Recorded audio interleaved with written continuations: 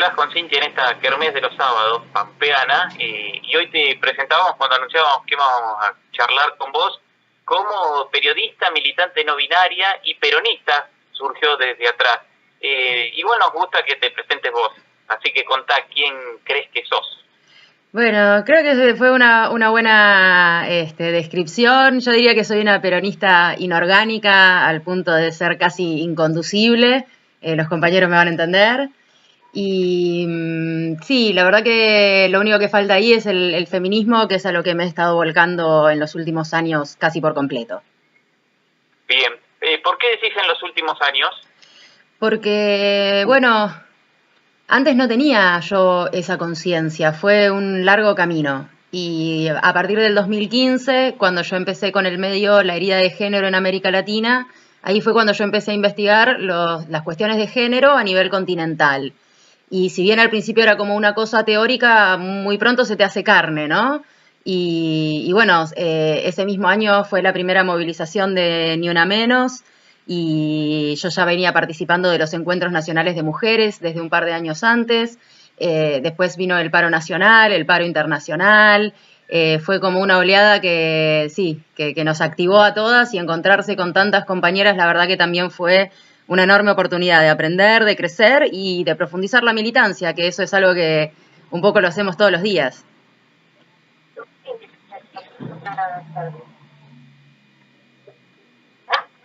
¿Estás ahí, Lux? Sí, sí, pero no Ah, escuché. no, capaz que entonces uno de los...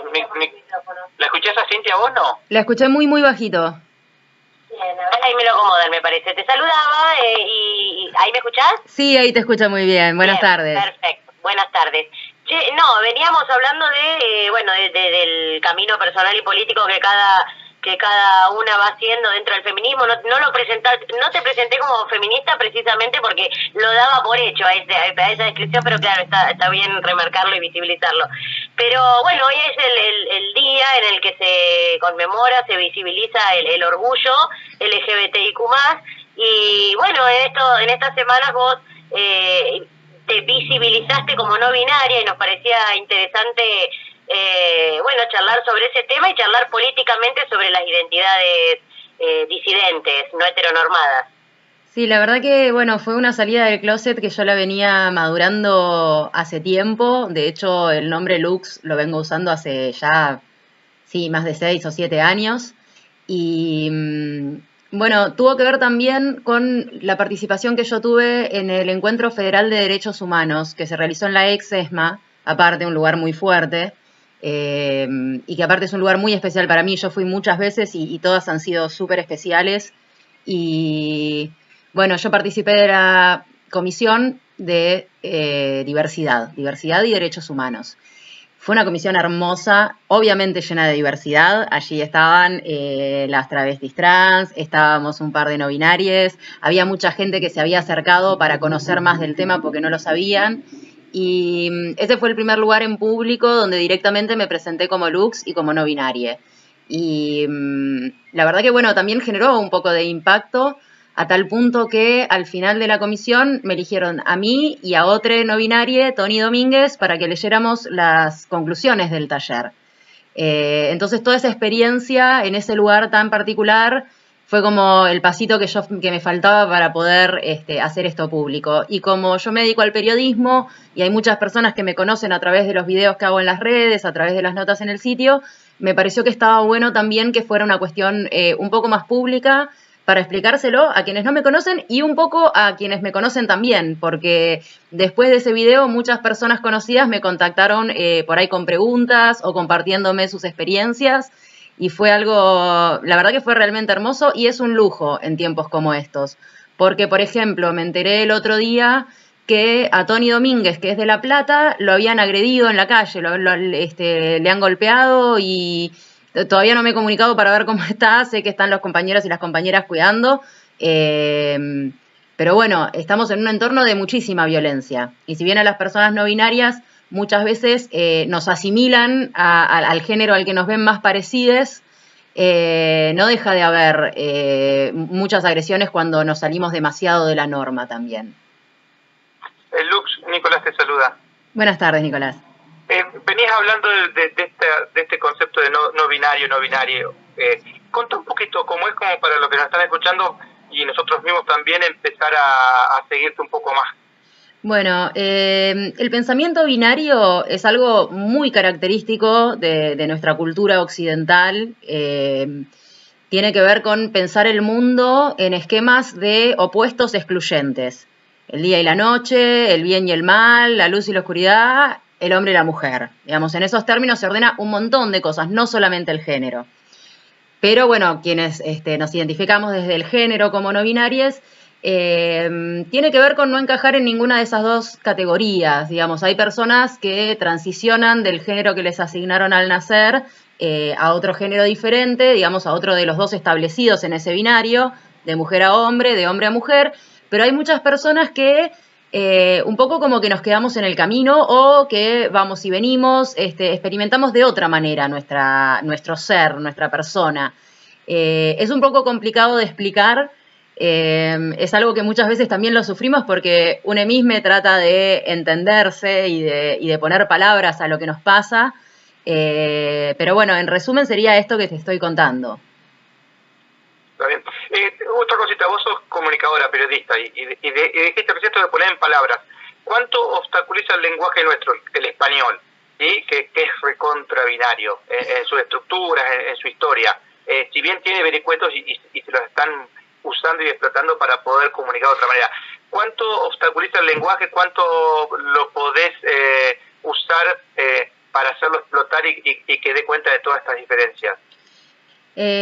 Bueno, es muy interesante que plantees la cuestión del lenguaje como un obstáculo. Yo no creo que la traba esté en el lenguaje en sí mismo. Yo, por ejemplo, hablo español y hablo inglés también. Y el inglés no es tampoco sin géneros, como dicen a veces algunas personas. Digamos, tiene sus propias barreras para esto. Y también es importante porque desde cómo hablamos surge cómo pensamos. Esto no es algo que lo digo yo, es algo que está comprobado. Que, por ejemplo, las personas en los idiomas en donde una determinada palabra tiene género femenino, la ven de una manera, por ejemplo, un puente, en los idiomas en donde es masculino, lo asocian con fuerza, con firmeza, y en aquellos lugares donde es un sustantivo femenino, por ahí lo asocian con elegancia, con incluso fragilidad. Entonces, nos condiciona mucho el cómo pensamos, cómo hablamos, porque aprendemos a hablar antes de aprender a tener nuestros propios pensamientos. Y el tema con el lenguaje para mí tiene que ver con, no con el lenguaje en sí mismo, cómo está estructurado, que eso se puede cambiar y se puede trascender, sino entender que el lenguaje nos tiene que servir a nosotras las personas y no las personas al lenguaje. Es decir, cuando el lenguaje se convierte en una serie de normas muy estrictas que hay que cumplirlas, estamos igual que en cualquier otro aspecto de la cultura que nos condiciona y que nos reglamenta. Pero el lenguaje es una herramienta maravillosa. Yo desde muy chica también además escribía historias, escribía poemas.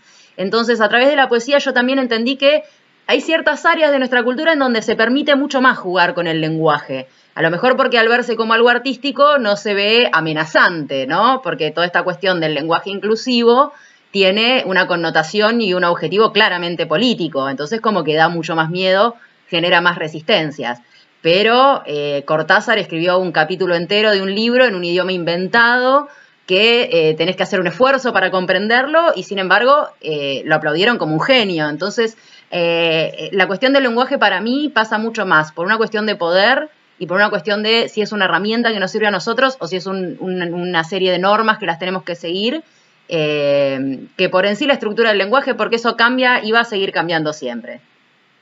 Lux, ¿cómo recibe el feminismo esto de lo no binario? Bueno, creo que es un poco conflictivo. Me parece que todo lo no binario se está empezando a visibilizar hace muy poquito. Incluso, digo, yo misma me llevó mucho tiempo procesar y entender y siempre fui una persona muy abierta y muy apasionada y allí donde encontraba algo sobre mí que explorar, iba y lo hacía y eso no le pasa a todo el mundo. Entonces, bueno, como que yo me fui encontrando con estas cosas desde bastante temprano, pero igual no hace tanto. Y bueno, hay como mucha suspicacia en algunos círculos, como desconfianza. Esto pasaba también por ejemplo, con la bisexualidad en su momento, que por ejemplo las lesbianas decían, bueno, pero decidite, sos hetero o sos torta, como que no se podía ver nada en el medio. Entonces, eso también son formas de salirse de ese pensamiento binario, ¿no? Decir, bueno, no tiene que ser uno o lo otro necesariamente y se acabó. Pero bueno, hay personas que todavía no están de acuerdo con esto que yo digo, que piensan que hay ciertas cosas que tienen que seguir una serie de normas bastante rígidas, que si uno mira de dónde surgen esas normas, siempre vienen del patriarcado, siempre vienen de las culturas autoritarias, no, digamos, el ejercicio de la libertad es algo maravilloso y me parece que no debería restringirse. Y después hay también otra parte, digamos, del discurso en donde dicen, bueno, pero eso es algo como una cosa muy individualista, que puede ser un poco, pero porque la identidad es algo profundamente individual, también colectivo, porque yo no soy solamente no binaria. Yo vengo de una familia italiana que se mezcló con una familia originaria acá en Argentina, yo vivo en un determinado barrio, digamos, todo eso forma parte de nuestra identidad. Y hay personas que cuando hablamos de identidad piensan que nos referimos exclusivamente al género. Creo que todavía hay muchos malentendidos. Me parece que esa es la clave. Y que, bueno, hay debates que va a haber que seguir dando, que lo más importante es estar todas juntas contra la violencia desde afuera, porque a mí las feministas no me vinieron a pegar, pero a Tony sí le fueron a pegar, y no fue ni una feminista, ni una militante por los derechos humanos, es la gente que quiere que sigamos a rajatabla el régimen que ya está establecido. ¿El discurso macrista profundiza esta violencia? Sí, yo creo que sí. Creo que hay una tonalidad muy fascista que se impuso desde que ganó el macrismo, que no viene, digamos, macrismo es como algo muy nominal, porque no viene puntualmente de Macri, es todo un sector de la sociedad y es sobre todo un sector muy pequeño, de poder muy concentrado, que controla la mayoría de los medios y la mayoría de los recursos y que, digamos, inyecta ese discurso en la mayoría de la gente. Y hay muchas personas que lo adoptan, primero porque es una larga tradición en este planeta el discurso fascista y autoritario, y también porque nos pone en una situación cómoda de tener todas las respuestas, de no tener que buscar interrogantes internos, de no percibir nuestras propias contradicciones, y bueno, porque aparentemente el odio también es una herramienta muy efectiva para dividirnos, y hay muchas personas, por desgracia, que están dispuestas a odiar, entonces son permeables a estos discursos. Y por otra parte, es un momento, vos hablabas hace un ratito de la oleada que de alguna manera reforzó tu conciencia y que te volvió feminista, vamos a decirlo así. Sí, totalmente. Pero es un momento, como no ha habido otro, posiblemente ahora, de una suerte de restauración con fenómenos políticos como el de Bolsonaro en Brasil, en la región, y en nuestro país también. ¿Dónde crees que eso, hasta dónde puede llegar semejante reacción?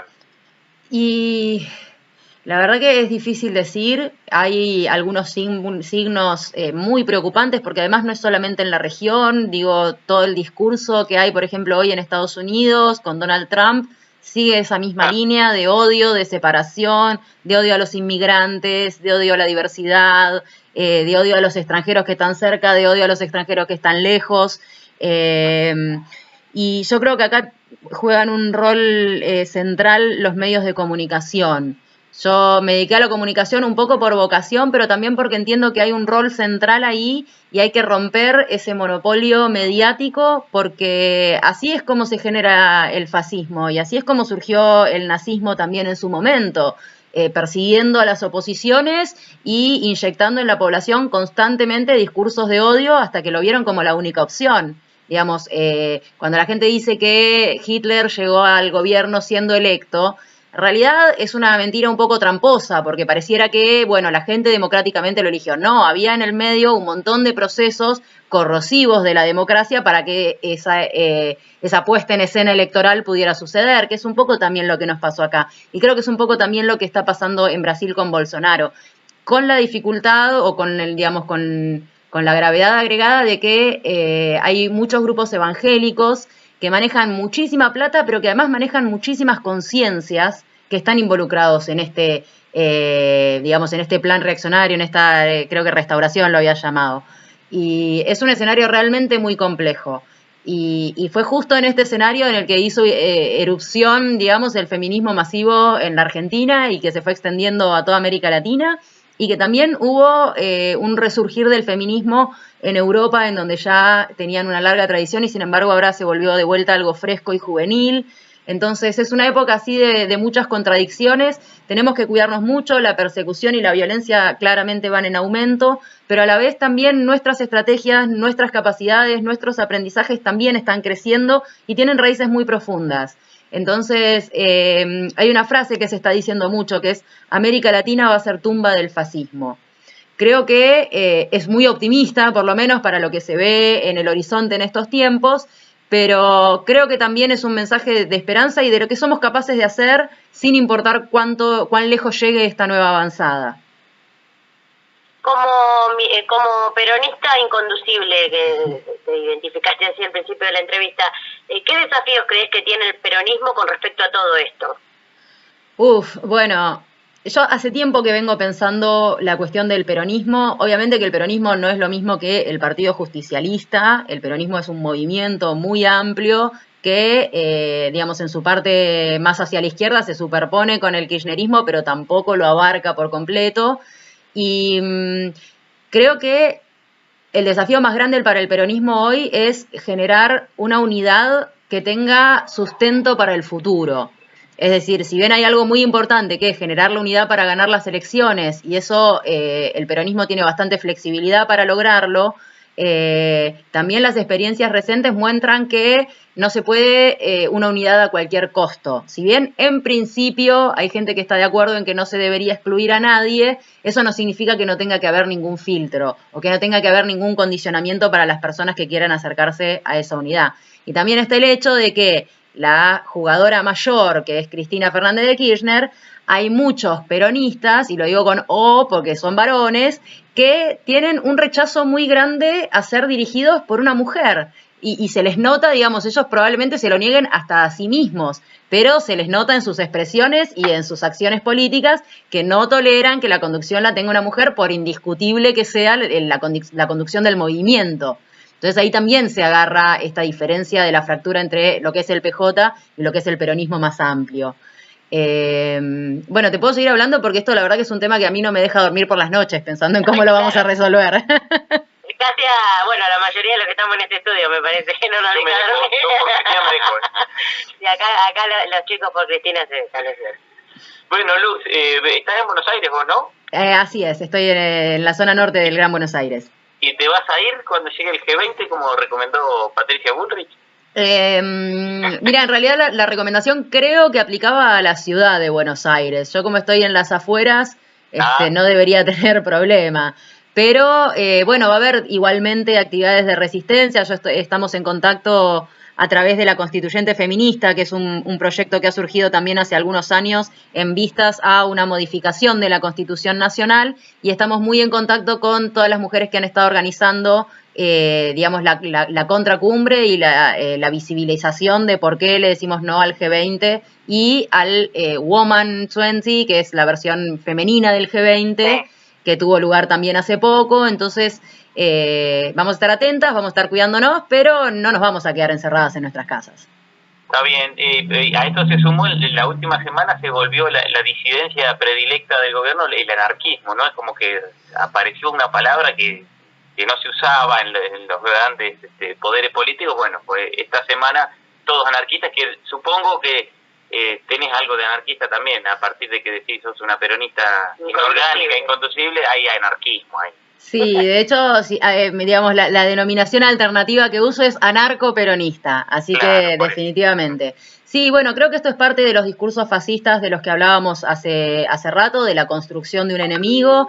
Esto igualmente había surgido también hace un tiempo cuando pasó la desaparición de Santiago Maldonado y seguidamente el asesinato de Rafael Nahuel, que volvió a mencionarse el anarquismo. Además hay algo muy vil, que es que están apuntando a organizaciones muy pequeñas, autoorganizadas, que juntan la plata todos los meses como pueden para poder tener un espacio, para poder hacer actividades, porque había pasado ahora en la biblioteca anarquista, pero también pasó en la asamblea de Villa Urquiza hace un tiempo, que era una imagen muy impactante porque realmente parecía la dictadura. Estaban los policías con los uniformes antimotines y en la vereda una pila de libros.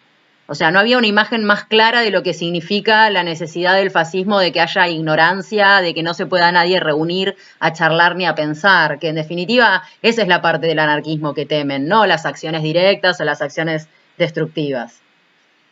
Lux Marina, un gusto, muchas gracias, y si querés comentar algo más, por supuesto que está el micrófono abierto. Bueno, muchísimas gracias, la verdad muy agradecida, ha sido una charla hermosa. Y bueno, quienes quieran seguirme pueden encontrarme en géneroenamericalatina.org y si no en las redes sociales como La Herida de Género en América Latina. Muy bien, gracias de vuelta. Muchas gracias a ustedes, buenas tardes. Lux Marina, periodista, militante no binaria, peronista y todo lo que acaban de escuchar acá en la Kermés de los sábados.